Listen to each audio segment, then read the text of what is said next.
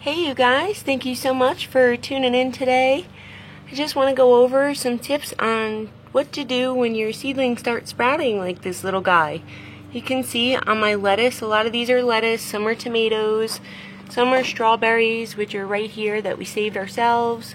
And you want to make sure you only got one little guy in here. It's okay at this point because, see which one is going to be the healthiest, which it looks like this one. So we're going to take this little guy out. We're just going to pull him off. It's okay if it breaks. And just leave this little guy in. Now since there's not a lot of soil in here, you can see there's quite a bit of soil missing. You can go ahead and fill the rest of this in, which will in turn not make the seedling so long. Sometimes they stick out just a little bit and you can like push them down really gently on the sides and then fill it in with soil. Just like that. Add some new soil on top if you need to. And then it'll push that seedling down to where, it's not so lanky like these little guys over here. You can see these are lanky because my dog keeps pushing them out. So just be really gentle when you go ahead and do this, because I've broken a lot of stems this way. And look how far down that is now. See how far down that one is compared to how lanky those were? So all you do, I do this with lettuce and all kinds of other stuff. You can just push that down a little bit, that plant, and then fill in around. Push it back, be really gentle, and this way at least you have a nice seedling that's standing straight up instead of flopping over trying to get disease and stuff like that. It's leaning towards the sun. So when you have seedlings that look like this, it means that they're lacking just a little bit of sun and they can benefit from a little more. Sometimes seedlings go long like that because it depends what kind of plant you're growing. These are African daisies, and these are zinnias, which are getting really long too. So I just like to push them down a tad bit to get them snuggled in there. Get out of here, doggy. Look at my dog. He pulls my plants out of there. Look at him, see? He's going to take that right out. Get your nose out of there, Bubs. It's not for you. It's not for you. Hey. Make sure your little doggy doesn't get them. Push them down, and then you see how well they are now? Get out of here, Bubs. See how good they are now? You eat my plants and you're going to be in the timeout corner. Look at him. He's like, what did I do? What did I do, guys? I'm in trouble. I'm in the doghouse. We're going to go outside, guys, and I'm going to show you some seedlings popping up in the garden and just what I do at this stage with watering. Alright guys, so we're out back in our little containers here that we're growing some things in. I got a bean, got sunflowers sprouting right here, and some morning glories. So I kept talking about this seed thing. See how some seeds stick on there when you're growing them? Sometimes that seed does not pop off right away.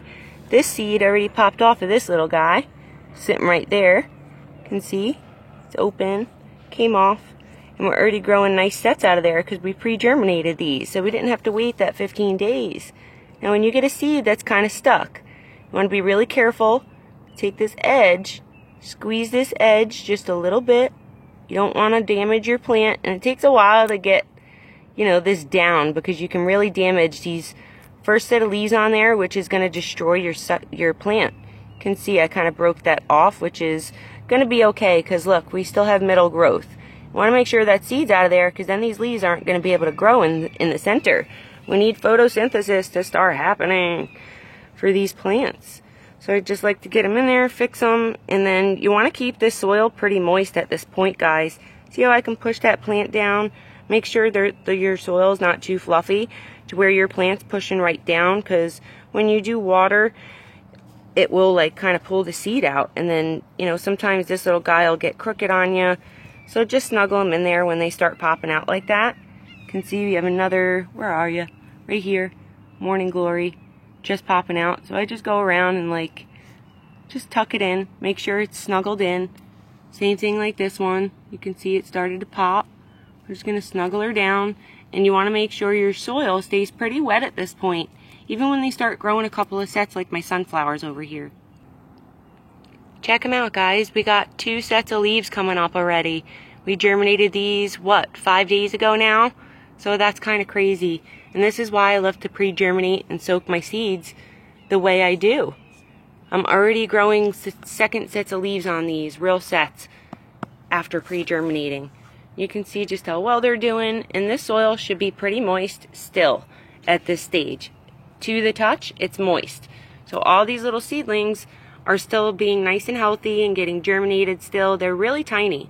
So after like the third, fourth set that starts pushing out of the leaves on top, the first set is never a true set. The second set and the third set that comes out is the true set of leaves. So that's the second set and that's the third set. But this is the first set of true leaves, and that is the second set of true leaves. Never count the bottom leaf. This is never a first set. Then you can start counting by this one. Once you get a couple of sets on them, you can then let your soil, like, it doesn't have to stay so wet like you're germinating a seed. When your seedlings are this tiny, you still want to keep your soil pretty moist, else they can wilt down to nothing. Keep that moisture in there, not too much, don't overwater them, and you should be good to go, guys. They should stay nice and healthy for you. And definitely after you're transplanting or something, you know, keep that soil moist for a few days in a row, a few days after you transplant, just like we did our kale over here. You can see how big this lettuce is getting. We transplanted all this big lettuce right here out in this tote just by keeping that soil moist for a few days. We got some dead bottom leaves that happen, like on this kale and stuff, but look at them. Look how gorgeous this kale is. Tell me not. I love the way things look when they're starting to sprout and mature. So at that stage, I usually like to give nutrients. At this stage, you can definitely let the soil dry out almost all the way to the bottom in these totes. Like, usually I let it dry out 3/4 of the way in a big container like this, and then I know I'm good to water again. You will get your watering habits down.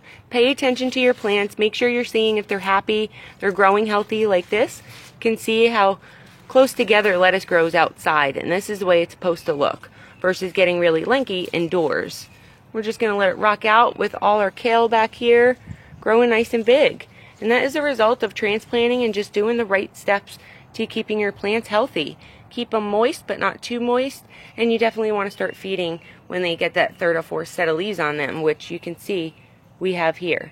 We have a good 3 sets on there. So we can start feeding our kale a little bit. And that's it, guys. That's all I wanted to show you today. Hope this inspires you to just germinate your seeds and create a garden the way you want. Grow what you want to grow. And I hope it helps you to keep your seedlings really moist at this little stage and healthy, because they can really stunt out during this stage. You know, you don't want these little guys. See how he's flopping over? Well, that seed popped out of the soil a little bit. So I just go ahead, real gently around. You will get so used to this, guys, that it will come like nothing. You will start transplanting when you need to, and you won't worry about breaking anything, you know, or doing something wrong after a while. Keep your notes, keep track of what you're doing, and everything else should fall into place as you start gardening. If you need any help, let me know. It's why I'm here, and it's what I love to do for you guys. Thank you so much for watching. Have a great day. Bye-bye.